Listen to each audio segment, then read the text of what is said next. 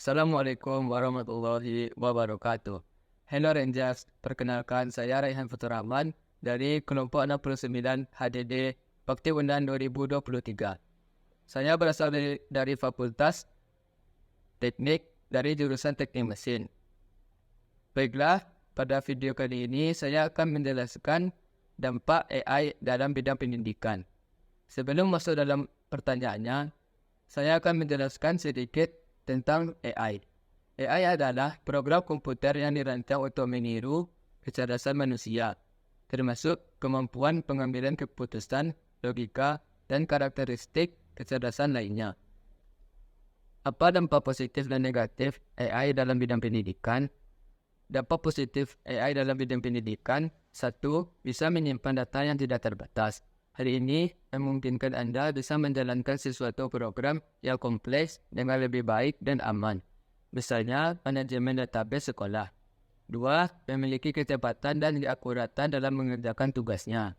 Karena sudah diprogramkan, maka AI dapat bekerja dengan lebih akurat dibandingkan dengan kecerdasan alami. 3. Menggantikan tugas manusia yang berulang-ulang dan bersifat rutinitas. Misalnya dalam pembelajaran seperti proses koreksi dan penilaian hasil belajar siswa. 4. Bisa digunakan kapan saja dalam jangka waktu yang panjang. Berbeda dengan manusia yang bisa lelah, AI bisa menjalankan pekerjaan sesuai instruksi dalam jangka waktu yang panjang. 5. Mudah digandakan dan disebarluaskan. Karena bersifat digital, segala informasi yang diproses dan disajikan AI bisa digandakan serta disebarkan dengan lebih mudah, cepat, dan juga praktis. 6. Lebih murah dibandingkan harus mendatangkan ahli yang memiliki keterbatasan dalam waktu dan kompleksitas pekerjaan. 7. Bisa mengerjakan pekerjaan dengan lebih cepat dan lebih baik, terutama untuk pekerjaan yang membutuhkan ketelitian dan pengulangan. Dampak negatif AI dalam bidang pendidikan yaitu 1. Membuat guru dan murid menjadi lebih malas. Hal ini terjadi karena sebagian besar aktivitas sudah dikerjakan secara otomatis oleh AI. 2. Menghilangkan pekerjaan manusia. Ketika AI digunakan untuk urusan administrasi di sekolah, tidak menutup kemungkinan akan menghilangkan peran tata usaha di sekolah. 3. Tidak memiliki common sense. AI memang mampu belajar dan bekerja sendiri layaknya manusia. Hanya saja AI tidak dapat memahami tujuan dan informasi itu dibuat, karena pemahaman menyeluruh hanya bisa dimiliki manusia.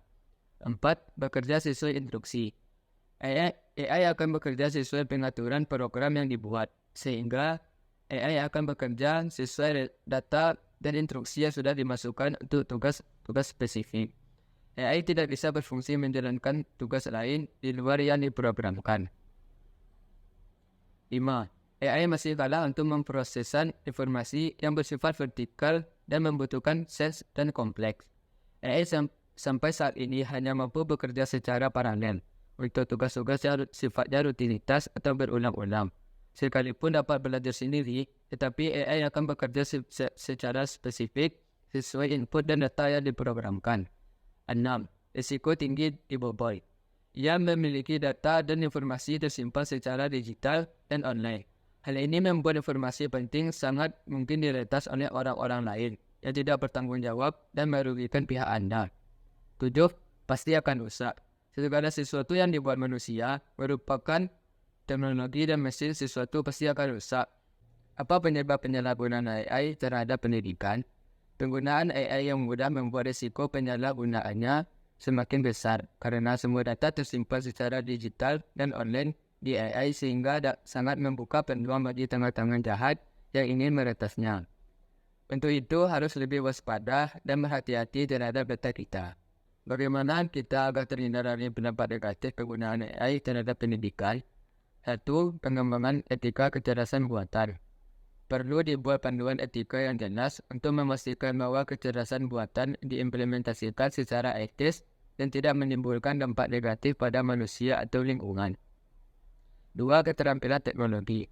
Mengembangkan keterampilan teknologi yang cukup untuk memahami bagaimana kecerdasan buatan bekerja, sehingga dapat mengimplementasikan dan mengelola teknologi dengan efektif. Tiga, menjaga privasi data. Perlu menjaga privasi data dan mencegah penggunaan data yang tidak sah atau tidak etis oleh pengembang atau pihak lain. 4. Mengembangkan kemampuan manusia. Mengembangkan keterampilan dan pengetahuan manusia untuk dapat beradaptasi dengan perubahan teknologi dan mengambil peran dalam pengembangan dan pengelolaan kecerdasan buatan. 5. Kajian dampak sosial. Mempertimbangkan dampak sosial dari penggunaan kecerdasan buatan, termasuk efek pada lapangan kerja, kesenjangan sosial, dan implikasi yang sangat luas. 6. Menjaga keamanan.